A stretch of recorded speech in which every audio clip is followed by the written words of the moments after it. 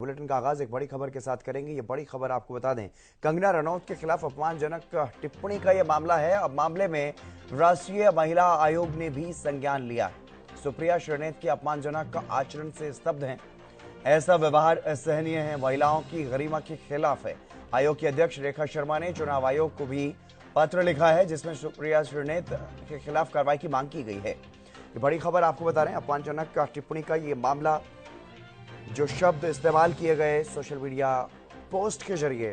सुप्रिया श्रीनेत कांग्रेस की प्रवक्ता हैं, उनके सोशल मीडिया अकाउंट से पोस्ट किया गया कंगना रनौत के खिलाफ अमर्यादित और विवादित टिप्पणी की गई, जिसको लेकर के अब यह विवाद जो है गहराता हुआ नजर आ रहा है।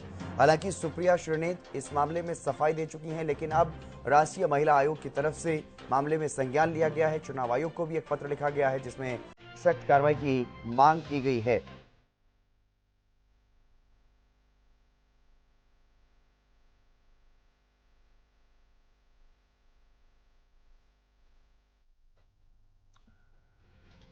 तो इस पूरे मामले को लेकर के कंगना रनौत की तरफ से जो जवाब दिया गया वो आपको बता देते हैं। उन्होंने लिखा, प्रिय सुप्रिया जी, एक कलाकार के रूप में अपने करियर के पिछले 20 सालों में मैंने हर तरह की महिलाओं की भूमिका निभाई है। क्वीन में एक भोली लड़की से लेकर के धाकड़ में एक आकर्षक जासूस तक, मणिकर्णिका में एक देवी से लेकर के चंद्रमुखी में एक राक्षसी तक, रज्जो में एक वैश्य से लेकर के थलाईवी में एक क्रांतिकारी नेता तक, हमें अपनी बेटियों को पूर्वाग्रहों के बंधनों से मुक्त करना चाहिए। हमें उनके शरीर के अंगों के बारे में जिज्ञासा से ऊपर उठना चाहिए, और सबसे बढ़कर हमें जीवन या परिस्थितियों को चुनौती देने वाले यौन कर्मियों को किसी प्रकार के दुर्व्यवहार या अपमान के रूप में इस्तेमाल करने से बचना चाहिए। हर महिला अपनी गरिमा की हकदार है।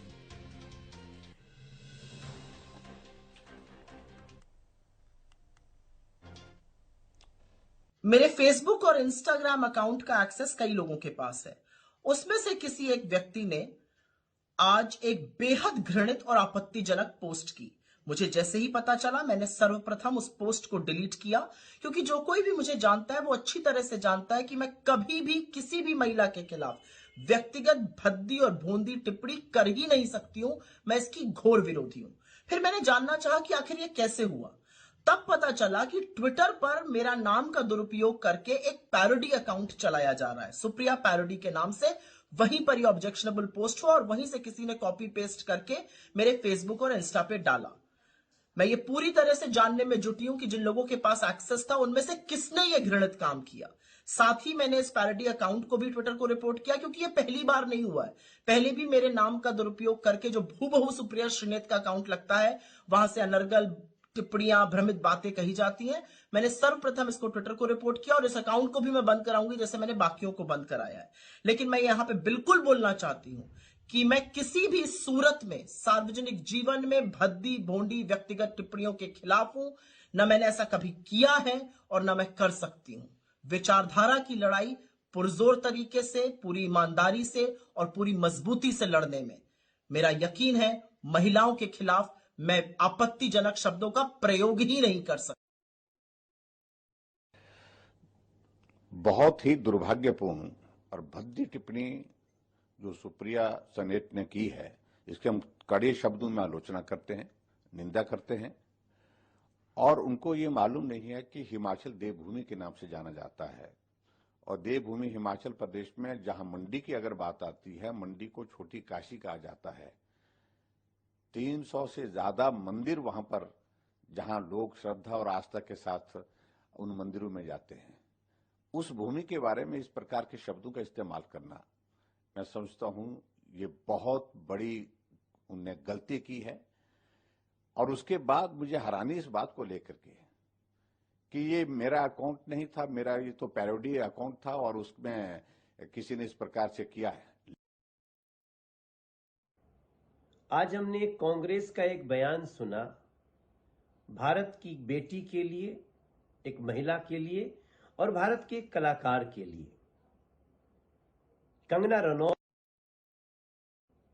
जो मंडी से लोकसभा की प्रत्याशी बनी है, लेकिन कांग्रेस का बयान, मैं हैरान हूं कि कांग्रेस की महिलाओं के प्रति और भारत के कलाकारों के प्रति, बेटियों के प्रति ये ऐसी घिनौनी सोच है